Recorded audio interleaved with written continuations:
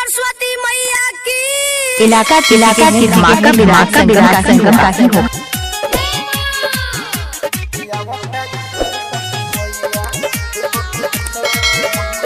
Music by Vikesh भोजपुरिया।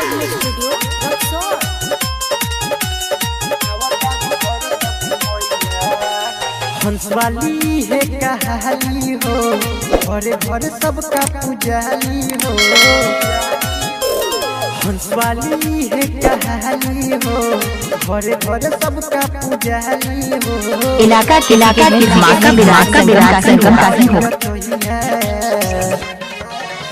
के हंसावा के मोहिया सवरिया घर हिया अवतारी सरस्वती मैया। के हंसवा के मोहिया सवरिया घर हिया अवतारी सरस्वती मैया।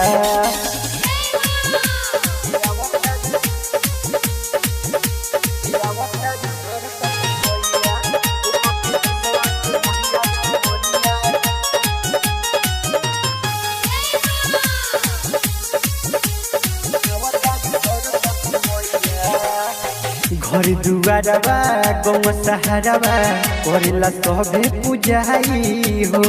विद्या के दानी ज्ञान के ज्ञानी देवेली श्रद्धा पुराई हो। घर दुआरबा गौव सहारबा करेला सभे पूजाई हो। विद्या के दानी ज्ञान के ज्ञानी देवेली श्रद्धा पुराई हो। इहे सबका के हई खेवैया के हंसावा के मोहिया सवरिया घर हिया अवतारी सरस्वती मैया। के हंसवा के मोहिया सवरिया घर हिया अवतारी सरस्वती मैया।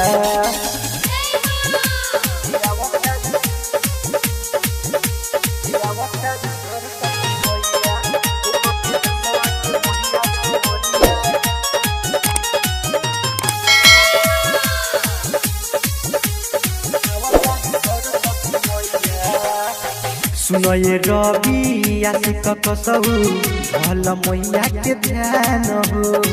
इनके कृपा से दुनिया में पावेला सब ज्ञान हो। सुनये रवि आशिक कसहु भल मैया के ध्यान हो। इलाका की धमाका विराट संगम का ही हो। पावेला सब ज्ञान हो। सबका पहु खेली सहैया